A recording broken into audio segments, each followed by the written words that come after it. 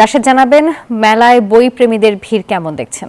সময়টাতে আমরা যেটা পেয়েছিলাম আসলে শুরু থেকে পাঠকদের লেখকদের যে একটি পদচারণা সেটি এবার কিছুটা এখন পর্যন্ত সাটা পড়েছে, কারণ প্রথম দিনগুলোতে এখনো আসলে গুছিয়ে উঠতে পারেনি সবগুলো স্টল। প্রকাশকরা লেখকরা এখনো আসলে কাজ পেরেকে যে প্রকাশিত সেসব আসলে চলছে।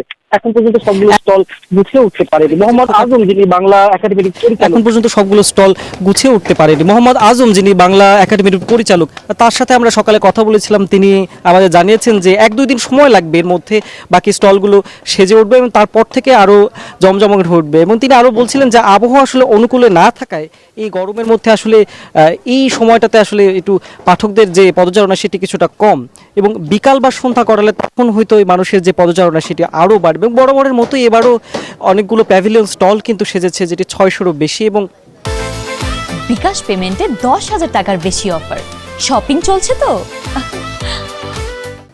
নানান রকম নতুন বইও কিন্তু এবার আসলে এসেছে, এবং সেই লেখক পাঠকদের যে সমাবেশ, যে পদযাত্রা পদচারণা সেটি আসলে এবারও দেখার প্রত্যাশায়।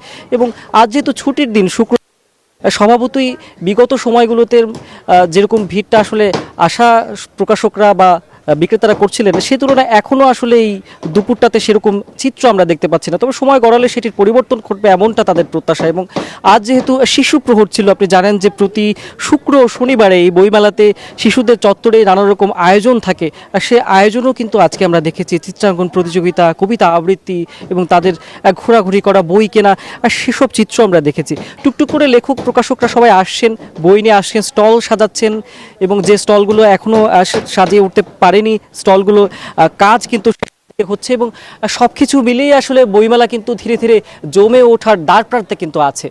এবং বইমেলা যেহেতু 15 মার্চ পর্যন্ত হবে, এবং বাংলা একাডেমি ডিজি আমাদের আরও জানিয়েছেন যদি প্রয়োজন হয়, লেখক প্রকাশকরা চান, পাঠকরা চান, সেক্ষেত্রে এই সময়সীমা বৃদ্ধিও করা হতে পারে।